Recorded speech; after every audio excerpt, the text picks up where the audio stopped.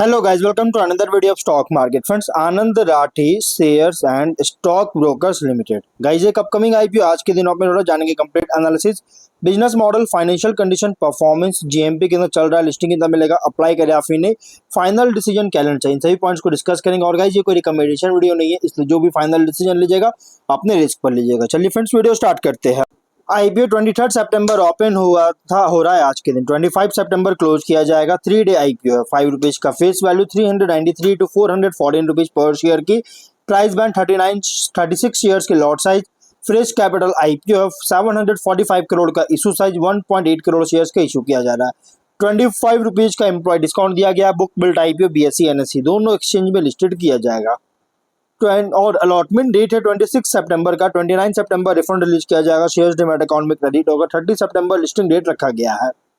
Individual retail minimum 1 lot apply कर सकते हैं, 36 शेयर्स मिलेंगे, 15,000 रुपीज पे करना पड़ेगा। मैक्सिमम 13 लॉट अप्लाई कर सकते हैं, 1.9 लाख रुपीज पे करना पड़ेगा। Small HNI minimum 14 lot apply कर सकते हैं, 2.1 लाख रुपीज पे करना पड़ेगा। मैक्सिमम 67 लॉट अप्लाई कर सकते हैं, 10 लाख रुपीज पे करना पड़ेगा। Big HNI minimum 68 lot apply कर सकते हैं, 10.1 लाख रुपीज पे करना पड़ेगा। मैक्सिमम का कोई लिमिट नहीं, जितना अप्लाई कर सकते हैं गाइस आपके बजट के अकॉर्डिंग। प्रोमोटर है आनंद नंद किशोर राठी, प्रदीप नवरत्न गुप्ता, प्रदीप गुप्ता। आनंद राठी फाइनेंशियल सर्विसेज के प्रोमोटर है। प्री इशू होल्डिंग 98% का, पोस्ट इशू 70% का होल्डिंग देखने को मिल जाएगा। ऑफर दिया गया है QIB 50% एंकर इंक्लूड है, big HNI 10%, small HNI 5%, retail 35% offer दी गई है। अब अगर हम बात करेंगे इस कंपनी के जीएमपी को लेकर, तो कंपनी का जीएमपी 27 रुपीज का देखने को मिल रहा है। 6.5% का लिस्टिंग एक्सपेक्ट कर सकते हैं। 441 रुपीज का एस्टिमेटेड लिस्टिंग प्राइस, 972 रुपीज का एस्टिमेटेड प्रॉफिट मिल सकता है। बिजनेस की बात करेंगे, 1991 में इनकॉर्पोरेट किया गया था, जो कि एक फुल सर्विस ब्रोकिंग कंपनी है। कंपनी क्या करता है, फुल सर्विस ब्रोकर है, जो कि कंपनी जो है पार्ट है आनंद राठी ग्रुप का। और इसी का आनंद राठी ग्रुप का एक पार्ट, एक और सब्सिडियरी है जिसका नाम है आनंद राठी वेल्थ।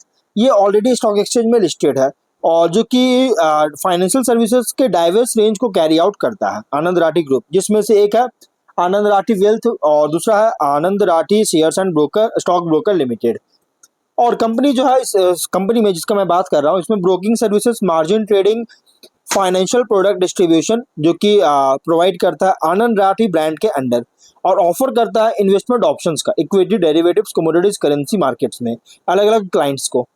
31 मार्च के अकॉर्डिंग 84.36% का जो कि टोटल कंपनी का एक्टिव क्लाइंट्स है, लगभग 36 ईयर्स ओल्ड है, 30 साल से पुराना है, और लगभग 3 डिकेड्स ऑफ एक्सपीरियंस और डाइवर्स ऑफर जो कर रही है। इसके कारण कंपनी के वेल पोजिशन क्रिएट किया है खुद को ग्रोथ के लिए।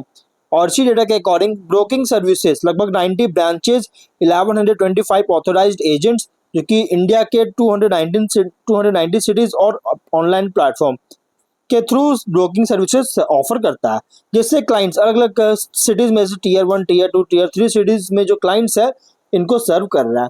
ऑफर जो करता है, ऑफर और सर्विसेज में अगर देखें तो ब्रोकिंग सर्विसेज, जिसमें company broking services retail, high net worth, ultra high net worth individuals और इंस्टीट्यूशंस को ब्रोकिंग सर्विसेज प्रोवाइड करता है equity, derivatives, commodities, currency market में अपने ब्रांचेस, ऑथोराइज्ड एजेंट्स और डिजिटल प्लेटफॉर्म्स के थ्रू। मार्जिन ट्रेडिंग फैसिलिटी, जो कि कंपनी मार्जिन ट्रेडिंग फैसिलिटी भी जो है ऑफर करता है, जिससे क्लाइंट्स जो है एक एलिजिबल कोलैटरल का लिवरेज ले सके, इसके अलाउ करता है इक्विटी, कैश, डिलीवरी ट्रेड्स के लिए, जिसमें फंडिंग जो होता है बेस्ड होता है मार्जिन रिक्वायरमेंट्स पर, जो कि स्टॉक एक्सचेंज के द्वारा सेट किया गया इसको लेकर। और थर्ड है डिस्ट्रीब्यूशन ऑफ इन्वेस्टमेंट प्रोडक्ट्स, जो कि कंपनी जो है थर्ड पार्टी फाइनेंशियल प्रोडक्ट्स, जिसमें include mutual funds, AIFs, fixed deposits, bonds, portfolio management services और डिस्ट्रीब्यूट करता है रिलेशनशिप मैनेजर्स और डिजिटल प्लेटफॉर्म्स के थ्रू, RM और DP के थ्रू। 31 इसी डेटा के अकॉर्डिंग 2082 परमानेंट एम्प्लॉइज का टीम था। कॉम्पिटिटिव स्ट्रेंथ हाईएस्ट ARPC है अगर पीयर से कंपेयर करें तो। स्ट्रेटेजिक यूज है MTF बिजनेस का, जिससे हायर ARPC ड्राइव कर रहा है। वो फुल सर्विस ब्रोकरेज हाउस है, डाइवर्सिफाइड रेवेन्यू स्ट्रीम के साथ। पैन इंडिया प्रेजेंस है, जो कि कंबाइंड है रॉबस्ट डिजिटल कैपेबिलिटीज के साथ, जो कि क्लाइंट एक्विजिशन और सर्विसिंग के लिए। ब्रांड एस्टैब्लिश कर चुका है, लगभग मोर देन अ डिकेड का लेगेसी है, जो कि बैक्ड है experience promoters and strong management team के द्वारा।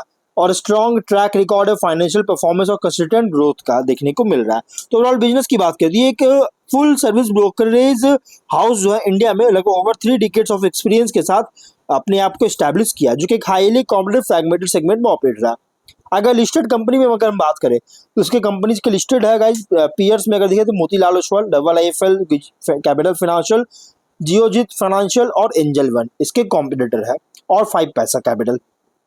अब फाइनेंशियल 25 में 3365 करोड़ का एसेट्स, 504 करोड़ का नेटवर्थ, 481.6 करोड़ का रिजर्व, 905 करोड़ का डेट है। रेवेन्यू प्रॉफिट 23 में 468.7 करोड़ का रेवेन्यू, 37.7 करोड़ का प्रॉफिट, 24 में 683 करोड़ का रेवेन्यू, 77.3 करोड़ का प्रॉफिट, 25 में 847 करोड़ का रेवेन्यू, 103.6 करोड़ का प्रॉफिट है। फाइनेंशियल अगर देखा जाए तो गैस कंपनी का फाइनेंशियल ग्रोथ देखने को मिल रहा है, टॉप एंड बॉटम लाइन में स्टेबल ग्रोथ है, लेकिन इसके पीयर्स अगर कंपेयर करें तो आउट परफॉर्म किया, मतलब कि परफॉर्मेंस बहुत ही स्ट्रांग है। फास्ट फॉरवर्ड मोड में भी जो के लिए पोजीशन भी देखने को मिल रहा है। ROE और RONW 23.1% का, ROC 21.3% का, डेट टू इक्विटी 1.8 टाइम का, PAT EBITDA मार्जिन 12.2 36.8% का, PB ratio 4.7 time, PE ratio 18 time का देखने को मिल रहा है। अब PB रेशियो के अकॉर्डिंग जो प्राइस में रखा गया बहुत ही एग्रेसिव, बहुत ही हेवी प्राइस रखा गया है IPO का।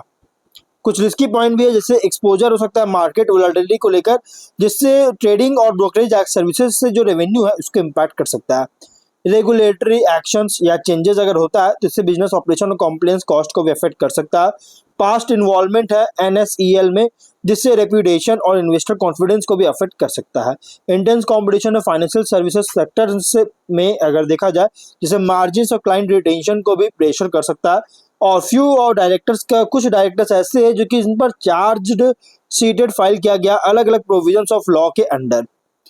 अब स्ट्रैटेजी की बात करें तो कंपनी जो है एवरेज रेवेन्यू पर क्लाइंट जो ARPLC जो मैंने आपको बताया ARPC, कंपनी लगातार इंप्रूव कर रहा है और इस पर फोकस कर रहा है। लगातार क्लाइंट वॉलेट भी इंक्रीज कर रहा है, क्लाइंट वॉलेट शेयर इंक्रीज कर रहा है cross selling varied investment solutions के थ्रू। और कंपनी जो है ज्योग्राफिकल फुटप्रिंट भी और साथ में क्लाइंट बेस को ऑगमेंट भी कर रहा है, जो कि इंक्रीज कर रही है। टेक्नोलॉजी में इन्वेस्टमेंट कर रहा है जिससे बिजनेस को एक्सीलेंस ड्राइव कर सके। और कंपनी जो RM को अट्रैक्टिव और रिटेनिंग कर रहा है, जिससे कंटिन्यूड ग्रोथ को इंश्योर कर सके। ये कंपनी का मतलब कि अच्छी पॉइंट निकल के आई है। तो क्या आप यहाँ पे ARPC देख सकते हैं जो कि लगातार इंक्रीज कर, हाँ यहाँ 25 में ARPC थोड़ा सा डाउन होता हुआ देखने को मिला, जबकि नंबर ऑफ एक्टिव क्लाइंट्स जो है इंक्रीज हुआ, लेकिन ARPC थोड़ा डाउन हुआ। रीजन, सबसे बड़ा रीजन क्या था कि मार्केट थोड़ा डाउन था 25 का। फाइनेंशियल अगर देखिए थोड़ा सा मार्केट जो है सफर करता हुआ देखने को मिला, वोलेटिलिटी देखने को मिल रही थी। इसके अलावा अगर हम बात करें ब्रोकरेज सेगमेंट से, लगभग इसका कंट्रीब्यूशन मेजॉरिटी है 60% का रेवेन्यू जनरेट कर रही है। खुद का ब्रांचेज 90 स्टोर ब्रांचेज है कंपनी का खुद का। और अगर हम यहाँ देखिएगा तो यहाँ पे एस्टिमेट रखा गया 30 फाइनेंशियल ईयर तक का, जो कि इंडिया में जो ब्रोकिंग इंडस्ट्री का जो साइज होगा लगभग 16 to 18% के साथ CAGR साथ ग्रोथ करने का एस्टिमेट रखा गया है, जो कि एक अच्छी अपडेट निकल के आया है कंपनी का। अगर यहाँ देखिए तो बहुत अच्छी अपडेट है गाइज। ओवरऑल अगर हम ऑब्जेक्टिव की बात करें तो long term working capital requirement के लिए फंडिंग ज्यादा, जनरल कॉर्पोरेशन फंडिंग ज्यादा IPO लेकर आए।